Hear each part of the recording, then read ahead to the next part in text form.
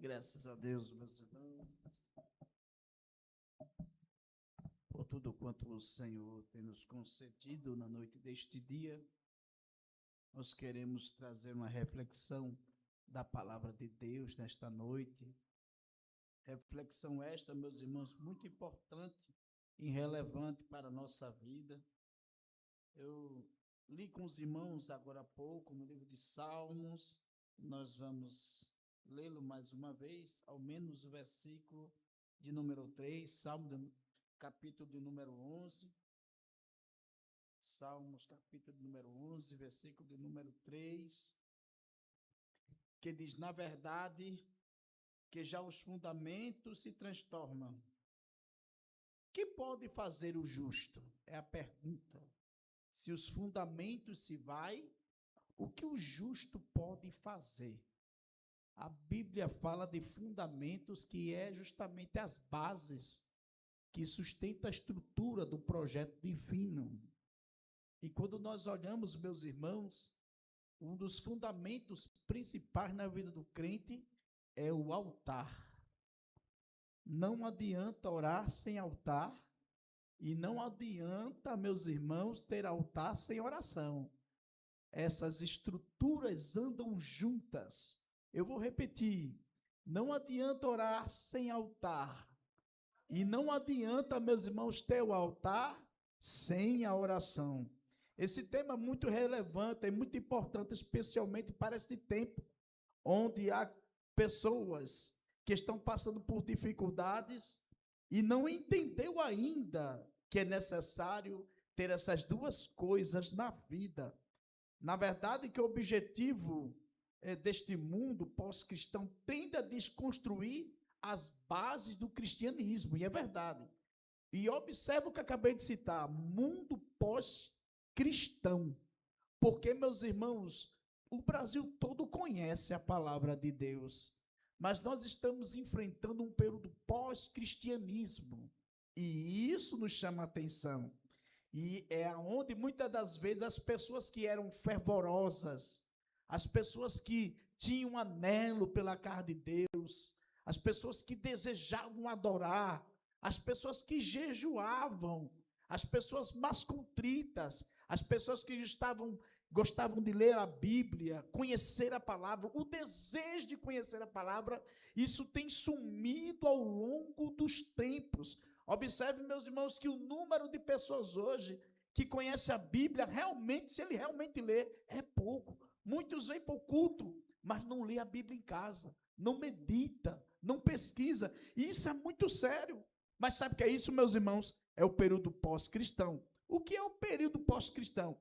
É aquele em que o cristianismo pode existir culturalmente, mas deixa de ser a principal preferência. Ela existe, está lá, mas não faz mais nenhuma mudança. As pessoas querem ir para um culto, ir para uma igreja e dizer assim: eu quero me sentir bem, mas não quer adorar. Você já parou para pensar, meus irmãos? As pessoas dizem assim: eu vou para lá porque eu me sinto bem. Meus irmãos, na verdade, nós chegamos aqui para adorar a Deus. Quem pode dizer amém, meus irmãos? É a Deus a honra, a glória, a majestade. E o que é este período, essa sociedade pós-cristã? Quais são os impactos nela? Primeiro, a baixa participação nos cultos. Você vê muita gente, meus irmãos, não vindo mais à congregação, não vindo mais adorar. As pessoas estão desigrejando, querendo ficar em casa e não caminha mais. E olha, meus irmãos, o número de pessoas que está sofrendo esse impacto. Mas sabe o que é, meus irmãos? A ideologia deste mundo. O pensamento pós-moderno deste mundo. As pessoas estão procurando se sustentar, se manter, a procura pelo que é material, que é importante. Mas a questão é que antigamente as pessoas tinham a preocupação do material e buscavam a Deus ao mesmo tempo. O que está acontecendo é o inverso. O mundo tecnológico, o mundo digital está tirando as pessoas da igreja. Muitos e quantos, quando vai, não, eu vou ouvir a palavra de Deus. acessa a internet, e tem tanta coisa estranha ali na internet, tanta heresia. Meus irmãos, é o perigo de se alimentar de algo que não tem filtro, que não tem orientação. E isso são os riscos. Depois nós vemos outro impacto das pessoas que está sofrendo pelo período pós-cristão. Menor conhecimento da Bíblia. O número de pessoas que conhecem realmente a Bíblia é pouco. Quantas pessoas não pesquisam, não têm vontade, não conhecem as doutrinas bíblicas, não sabem o que é escatologia, não sabem o que é fenomenologia, a doutrina do Espírito Santo, a doutrina de Deus, a doutrina da Trindade, não conhece a palavra, não lê um versículo da palavra. E isso não é simplesmente falta de conhecimento, isso é frieza. Eu vou repetir, falta de conhecimento é frieza. Quando eu não tenho vontade de chegar aqui, quando eu não tenho vontade de esfoliar a palavra, muitas vezes, meus irmãos, a gente está no culto de doutrina, e quando nós estamos falando, tem alguém, meus irmãos, que esqueceu de trazer a Bíblia, não usa mais a Bíblia, usa o telefone. Não ando mais com a Bíblia. Pega o telefone para esfoliar. Eu já vi pessoas, meus irmãos, no culto adorando a Deus, e enquanto a gente está adorando, alguém está no YouTube assistindo. Eu já vi isso várias vezes. E isso, irmãos, é frieza espiritual. E isso é o período de uma sociedade pós-cristã. Então nós vemos também que outros impactos que acontecem nessa sociedade, e entre os cristãos, os valores se tornam relativos. Outrora, nós abraçávamos a oração, não oramos mais. Chegamos na igreja, dobramos os joelhos, 15, 10 minutinhos, 5 minutos, Jesus, cheguei. Não estamos mais orando. As pessoas se cansam de orar. Se passa 15 minutos orando, já fica com formigão no joelho e diz: o que está acontecendo? Apóstolo, há muito tempo, passar meia hora orando. Mas eu me lembro que Jesus certa vez disse aos discípulos: vocês não podem nem uma hora velar comigo? Então, meus irmãos, é necessário termos atenção no que está acontecendo conosco. Nós devemos nos preocupar e ver o que de fato está ocorrendo, visto que o Espírito Santo habita em nós. Depois, outro ponto a analisar aqui, dos impactos visíveis dessa sociedade, é a religião tornou-se uma questão privada. Não se valoriza mais a fé. Escolhe seguir o caminho que quiser seguir. Mas não se observa na igreja a doutrina, a palavra, a presença de Deus. Não estão, meus irmãos, estamos vivendo um tempo que as pessoas não estão mais valorizando a doutrina e o ensino da palavra de Deus. Mas eu louvo a Deus que você está aqui, porque você valoriza o ensino, a palavra de Deus e os propósitos divinos na sua vida. Quando nós observamos isso, eu me perguntei, eu disse: meu Deus, que situação é essa? Mas deixa eu ler um versículo para você. Livro de Joel, capítulo 2, versículo do número 15 ao 17. Deus nos desperta para que voltemos ao altar. Joel, capítulo 2, versículo 15 ao 17. Olha o que o texto diz: tocai a buzina em Sião, proclamem um jejum santo, convoque uma reunião solene, reúna o povo e santifiquem a congregação. Observe o que Deus está dizendo: gritem, proclamem e convidem todo mundo para um jejum. Não existe oração sem altar. A Bíblia relata que o povo de Israel caiu numa apostasia, porque não tinha mais altar, irmãos. Foi necessário Elias juntar as pedras para que o avivamento chegasse. A Bíblia diz que Elias juntou as pedras do altar que estavam divididas. Mas nesta noite aqui, Deus está dizendo assim: eu quero altar. Eu quero altar. Aleluia! Levanta o teu altar que eu vou me apresentar. Aleluia! Louvado seja o nome de Jesus. E com você é diferente. Enquanto muitos querem fazer que nem no tempo de Juízes, que cada um fazia o que queria, mas fazia o que queria porque não tinha altar. Eles faziam as coisas sem altar. Observe que Sansão foi um juiz que não levantou o altar para Deus. Você sabia? Em vez de Sansão depender de Deus no altar do Senhor, Sansão se confiava na sua força.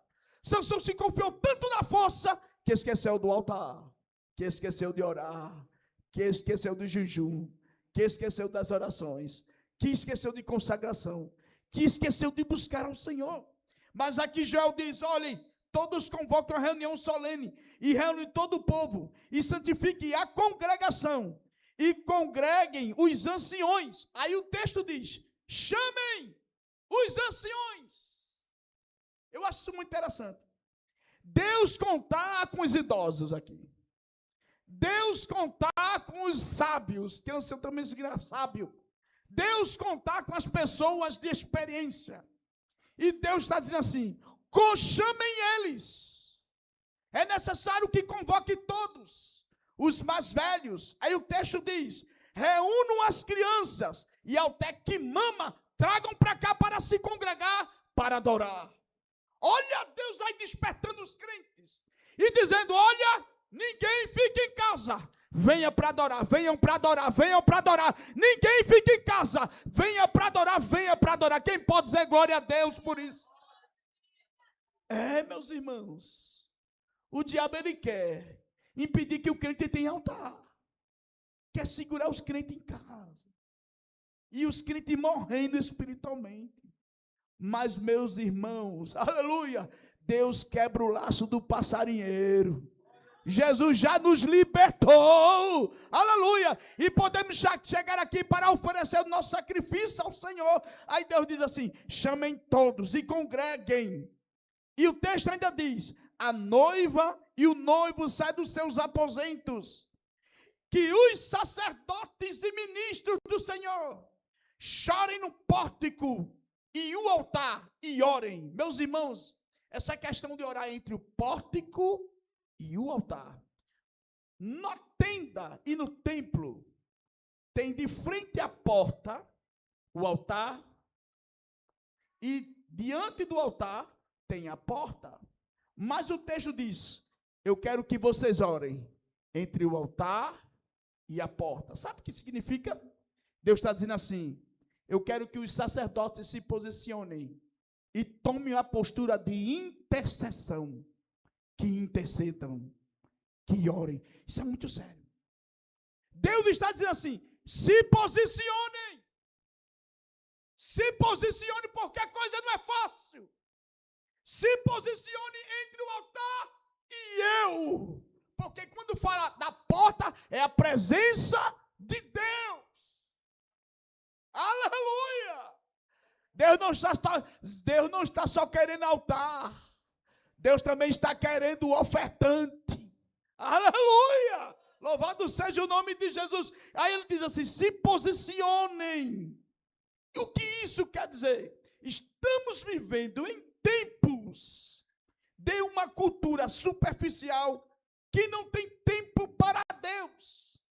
Tempos de uma busca pelo material.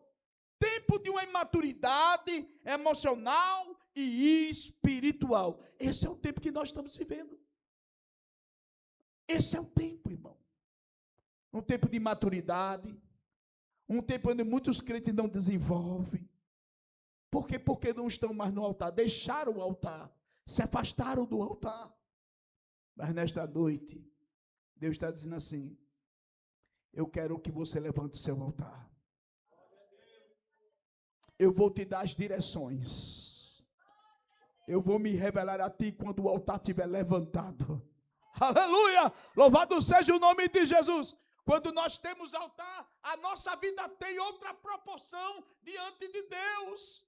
Quando temos outro altar, quando temos o altar, somos crentes diferentes. Não somos crentes carnais, mas somos crentes espirituais. Não somos guiados pela nossa visão, mas somos dirigidos pelo Espírito Santo.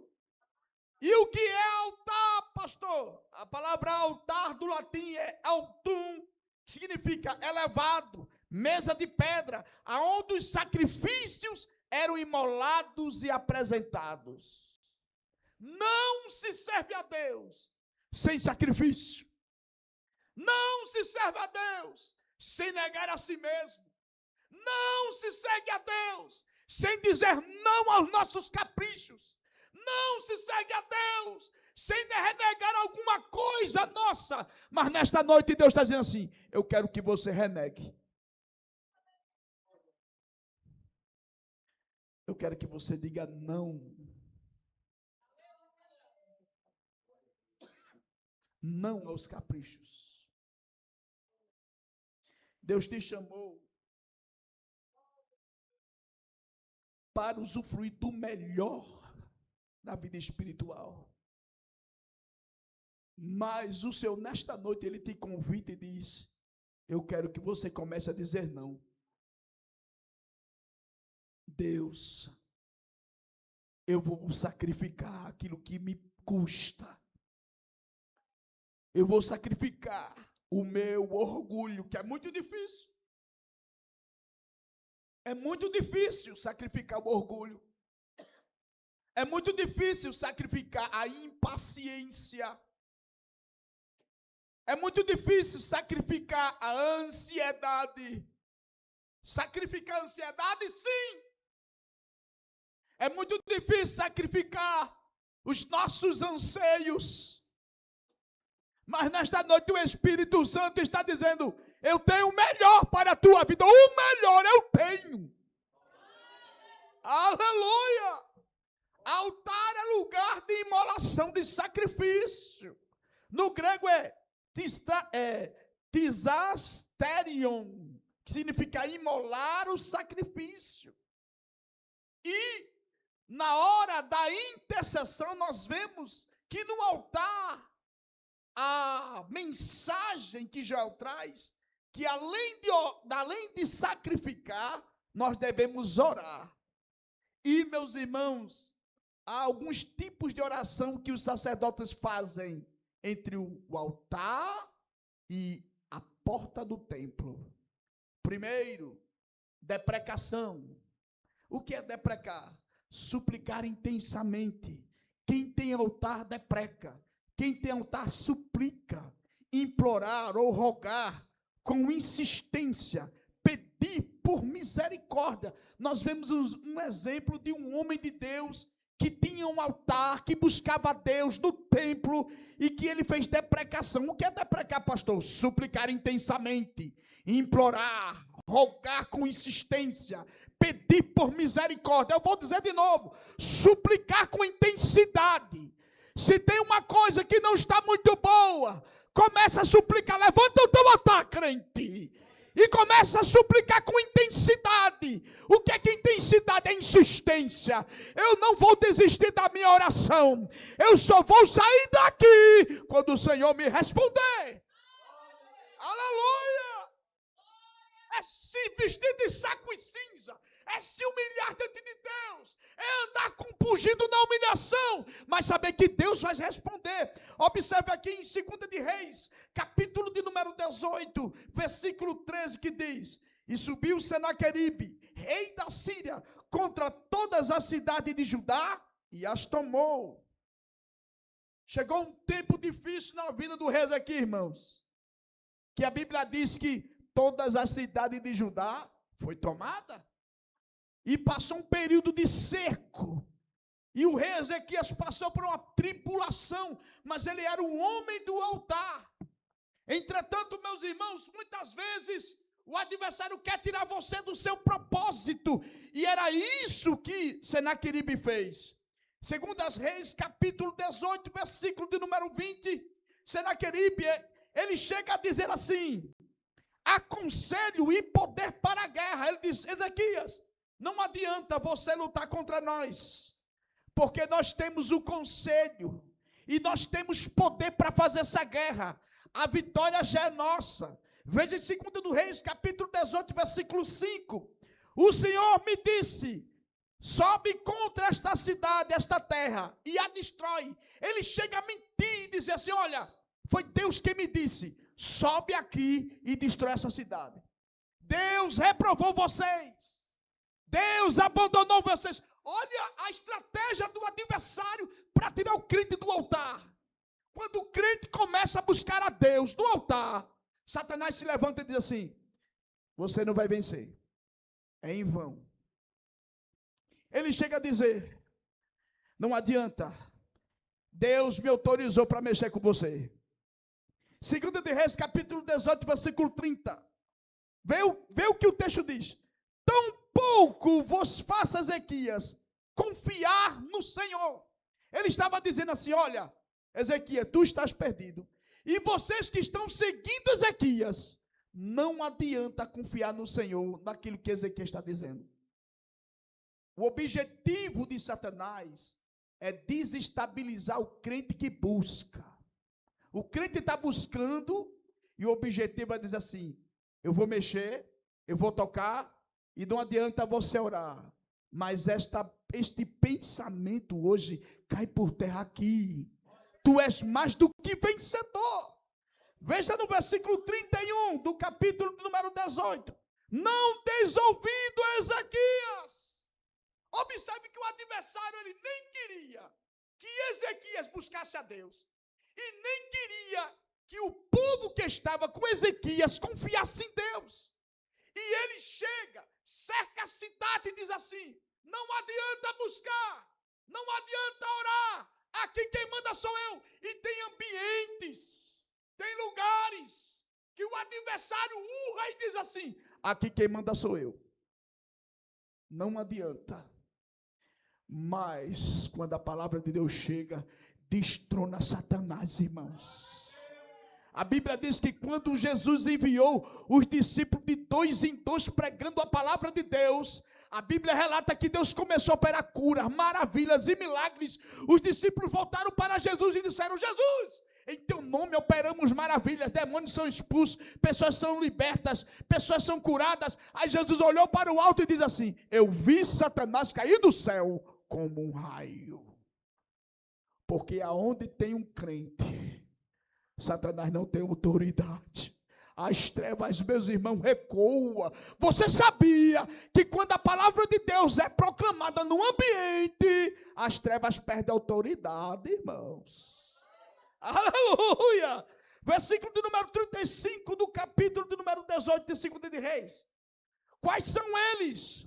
Dentro de todos os deuses da terra, os que livrariam a sua terra da minha mão, para que o Senhor livrasse a Jerusalém da minha mão. Ele diz: olha, quem são os deuses que podem livrar? Eu tomei todas as terras, queimei todos os deuses. O seu Deus não vai ser diferente. Realmente, será que Nínive tinha invadido as terras? Tinham destronado os deuses. Irmãos, dá medo. Alguém olhava assim e dizia: mas rapaz, esse camarada entrou nas potências, destruiu as potências e destruiu seus deuses. E ele chegou e disse assim: vocês são pequenininhos, vocês são um grão de areia. Vocês são um grão de areia. Nós conquistamos grandes civilizações. Quem é vocês? Só que tem uma coisa interessante. Eles eram fortes, poderosos, cercaram tudo. Aleluia! Mas não conseguiam invadir, porque ainda existia uma resistência. Aleluia! Deus está falando contigo nesta noite. Tu és fraquinho, mas ainda tu tens muro, tu tens resistência. Satanás tentou invadir, tentou derrubar. Ele está urrando, bramando como leão, buscando a quem possa tragar, mas é de balde, porque Deus está no meio da cidade. Recebe esta palavra nesta noite. Deus está no meio da cidade. Aleluia, aleluia. Deus sabe como estão os teus muros. Deus sabe a tua resistência em se manter fiel, em se manter ao altar.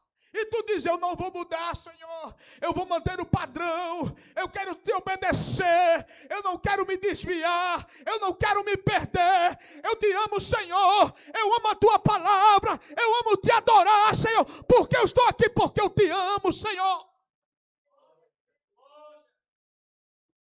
Deus ouviu a tua oração. Você pode estar no limite da resistência, mas Deus tem resposta. Deus tem resposta. Aleluia. Louvado seja o nome de Jesus. Olha o que diz o texto aqui. Ezequias vai orar. 2 de Reis, capítulo 19, versículo 1. A Bíblia diz que quando ele ouve a carta de Senaqueribe dizendo assim: não há Deus que me impeça. Eu vou entrar na cidade, vou invadir. Eu vou tomar tudo. Eu vou destruir o restinho das barreiras que você tem. Eu vou destruir a tua fé. Eu vou destruir tudo eu vou destruir. Ezequias rasga as suas vestes. Isso é deprecação. Deprecação é suplicar. Aleluia. É se humilhar. É chorar. Faz quanto tempo que esses olhos não veem uma lágrima, meu irmão? Mas, quando a gente se quebra, a gente sente o poder de Deus, não é, irmãos? Quando a gente se quebra, a gente sente a presença do Pai rapidinho. E ele se quebrou, ele se rasgou as vestes, vestiu de pano de saco e cinza. E ele disse no versículo 3, do capítulo número 19, que aquele dia era um dia de angústia. Ele chega a dizer: Deus, eu estou como as mulheres que têm dor de parto, mas não tem força para dar luz, Senhor. Eu estou pronto, mas não tenho forças. Eu estou num período de dificuldades. Inclina, Senhor, o teu ouvido, me ouve. Versículo 16 diz: inclina teu ouvido e ouve. É verdade de Deus que Senaqueribe, ele tem toda a tropa armada. Ele queimou os deuses de barro, de pedra, de madeira. Mas tu não és esses deuses. Tu é o Deus que fez o céu e a terra. Tu é o Deus que criou todas as coisas. Tu é o Deus todo-poderoso. Tu não é Deus de madeira. E ele ora. A Bíblia diz que ele corre para o templo. Ele não fica em casa. Ele chega e entra no templo. Aleluia. Louvado seja o nome de Jesus. E ora. E quando ele ora, ele se rasga diante de Deus. Isso é deprecação. Deprecar. Buscar. Se humilhar. Se aquebrantar. Isso é altar. Isso é altar. Deixa eu lhe dizer uma coisa. Deus não suporta crente de altar. Ele cede, ele se volta. O coração se abre para crente que tem altar com ele. E quando ele ora, aleluia, a Bíblia relata que Isaías diz: não te preocupa, porque Deus vai te dar vitórias, Ezequias. Mas no capítulo de 2 de Reis, capítulo 19 de 2 de Reis, versículo 29, ele diz assim: e isto te será um sinal. E aí eu acho interessante. Ele chega e diz assim: olha, Deus vai deixar um sinal. Deus vai te dar vitória, Ezequias, mas ainda te dá um sinal. Crente que ora, crente que tem altar, Deus dá mais do que a vitória. O que Deus vai fazer contigo é mais do que te dar vitória. Tu crê nisso? Porque Deus disse ao Ezequias: não te preocupe, Ezequias, eu vou botar um anzol no nariz dele e vou puxar, aleluia, e vou travar a língua dele para nunca mais falar. E é assim que Deus faz. Deus puxa com o anzol o adversário, Deus trava a boca, fecha a boca do leão. Entretanto, Deus ainda diz a ele: eu não só quero te dar a vitória não, Ezequias, porque tu me buscaste, porque tu estás deprecando comigo, pedindo e suplicando. Eu tenho mais do que a vitória para te dar. E olha o que Deus diz: e isto te será por sinal. Este ano se comerá o que nascer por si mesmo. Por que Deus diz isso? Porque eles não plantaram mais durante esse período seco. Eles estavam passando necessidade. Aí Deus disse: este ano, tu vai viver do que vai brotar espontaneamente. Eu vou fazer brotar a bênção na tua terra. Você crê nisso? Você crê no que Deus está te falando nesta noite? Eu vou fazer a tua terra brotar. Tu não vai semear, mas eu vou fazer brotar. E daquilo que eu fizer tu brotar, tu vai viver, tu vai se alimentar. Eu vou te sustentar. Isso é interessante. E ele diz assim, este ano. Quem crê nisso que é este ano? Quem crê que é este ano? Quando eu li esse texto, eu me alegrei a minha alma. Este ano vai brotar. Tu vai comer do que tu não plantou.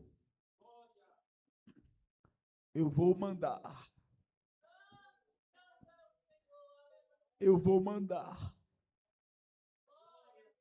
vou fazer um milagre. Eu vou te sustentar, Ezequias. Porque eu sei mais do que tu me pede. Tu vieste me pedindo uma vitória. Mas eu tenho mais do que a vitória para te dar. Porque tu tem altar comigo. Iradacanto e delaia será de canalanas. Tu tem altar comigo. E crente que tem altar, Deus dá mais do que imaginamos, mais do que a vitória. Aleluia! Este ano, que milagre! Aí ele diz, você vai colher de que você não plantou. Aí versículo diz, porém, aí ele diz, e no segundo seguinte, daí proceder, ele diz, no primeiro ano, no segundo ano, aleluia. Mas por que Deus disse isso? Simples, para você entender. Será que ele não era forte? Deus estava dizendo assim, eu dou garantias de paz na tua vida. Eu dou garantias de paz, não se preocupe. Primeiro eu vou te sustentar. Ninguém vai te arrancar dessa terra. Isso é uma promessa, irmãos. Ninguém vai te arrancar do local da bênção. Eu vou te abençoar, Ezequias. Este ano vai brotar. Eu vou fazer a terra brotar para te sustentar. No primeiro, no segundo. Aí ele diz, porém no terceiro ano, semeai, cegai e plantai vinhas. Eu fui procurar saber o que significa isso. Porque Deus diz isso para Ezequias, quando Ezequias só quer somente a vitória. Deus, meus irmãos, vinha demora muitos anos. É um projeto para o futuro, longo. Vinha se planta, não se colhe amanhã. O processo é de anos para colher. Deus estava dizendo assim, pode trabalhar, meu filho. Eu sou provisão para muito tempo na tua vida. Deus está dizendo, é para muito tempo esta palavra. É para muito tempo esta palavra. É para muito tempo esta palavra. Escute o que Deus está te dizendo. Pode plantar. Sabe o que é isso? Projete. Pode projetar. Pode se organizar. Aleluia. O mistério de Deus nesta noite falando contigo aqui. É para muito tempo esse negócio. É provisão em cima de provisão. É provisão. Para o teu futuro, Deus tem provisão. Para o teu futuro, Deus tem provisão. Porque tu tem altar. Tu tem altar. Tu tem altar.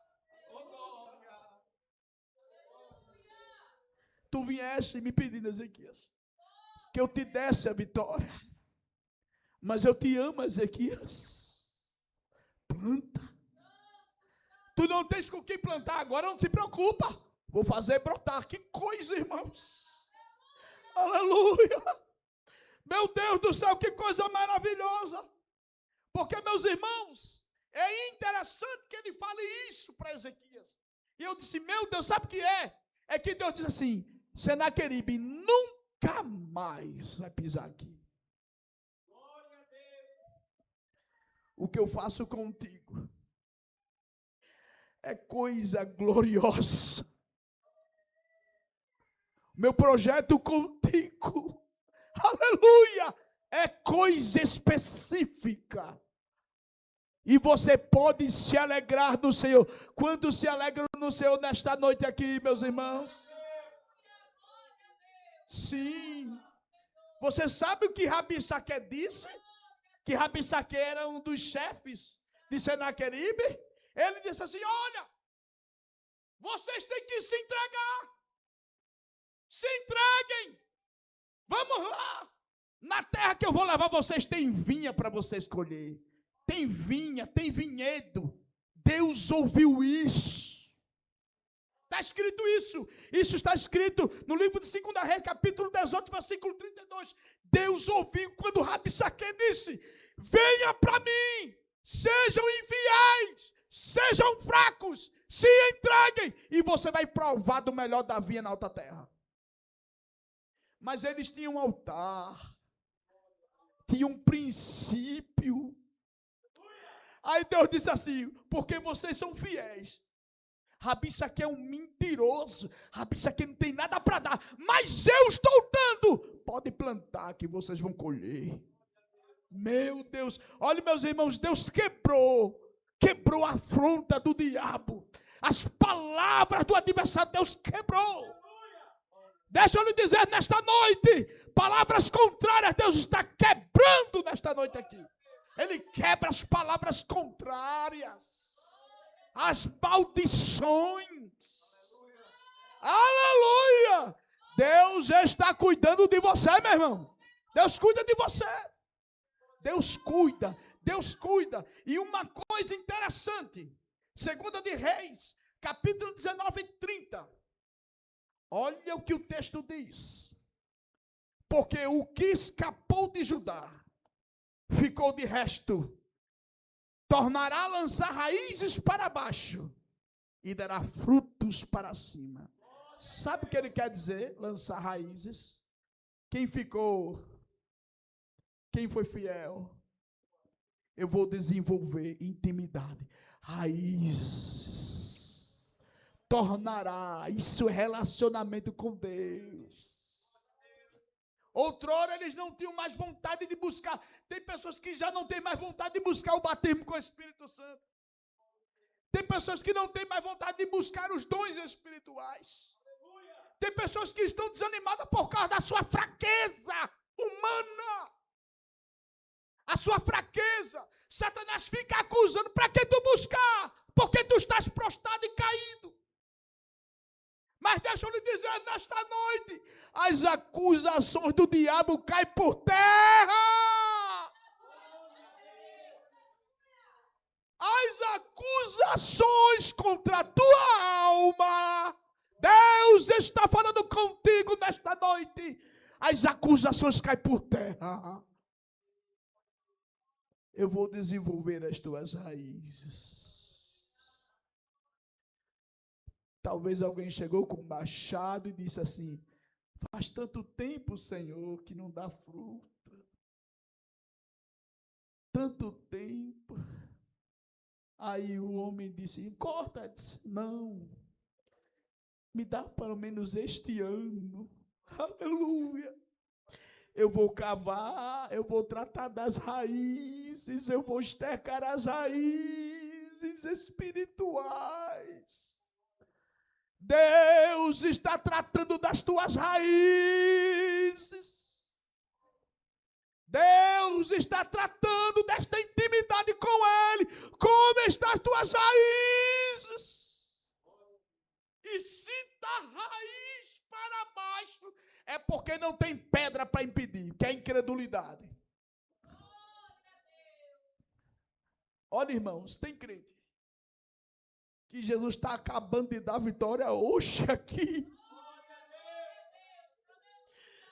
Deus está dizendo: eu estou te dando vitória, meu filho, minha filha. As tuas raízes têm liberdade de brotar diante de mim. Eu vou desenvolver as tuas raízes. Te levarei para a intimidade e profundidade comigo e conhecereis a minha boa vontade para contigo. profundidade, largura, altura, a dimensão da minha vontade. Tirada canto e delaia daia sérvia.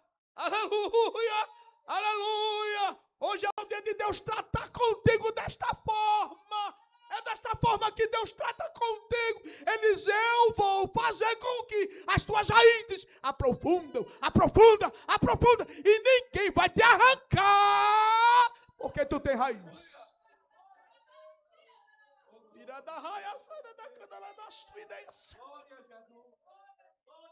O adversário acha que vai soprar o vento e vai te derrubar. O adversário acha que pode te arrancar com a tua tempestade. Não pode, porque tu tem raiz. E a raiz quem vai desenvolver? Olha, meus irmãos, essa ação do Espírito Santo. O Espírito Santo vai desenvolver raiz. É o clamor do Espírito Santo. A intercessão do Espírito Santo. Porque tu tens altar. Hoje Deus olha o teu altar. Aleluia, Ele chega e visita o teu altar hoje. Aleluia, aleluia. Ele diz, entregue tudo. Oferte tudo, sem reservas. Acredite e confie em mim. Confia, crê, acredita. Aleluia.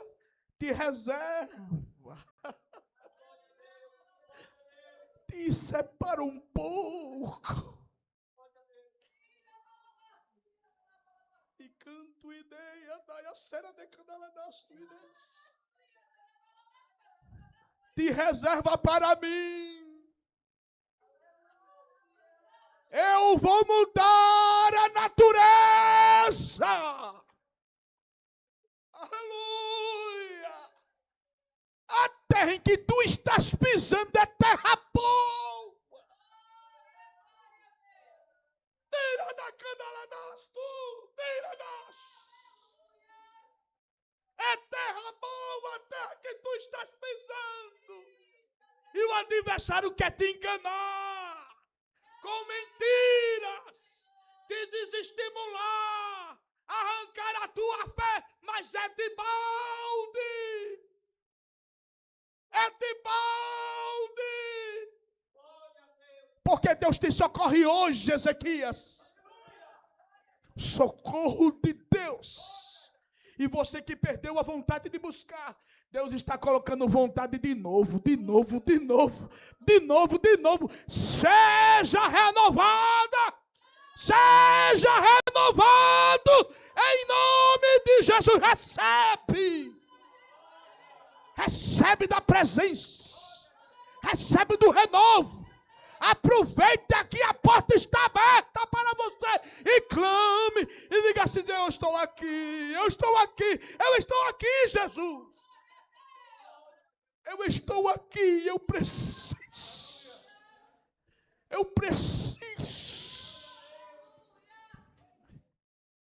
Deus vai te desenvolver.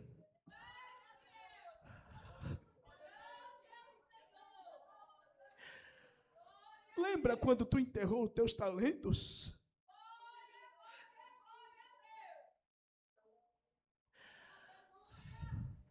Eu quero.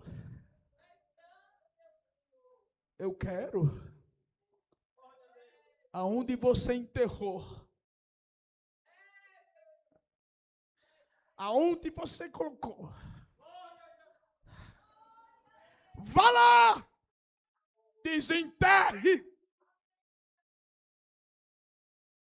Porque o teu coração ainda não é inteiro. Eu te conheço, eu falo contigo. Sou eu que estou falando.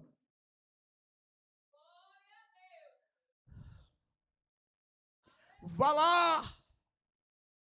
Desenterra. Até quando tu vai resistir à voz do Senhor?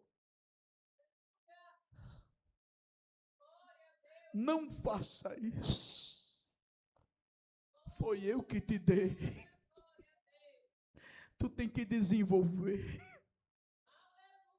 tu tem que granjear. Meu Deus, é investimento que eu coloquei em tuas mãos.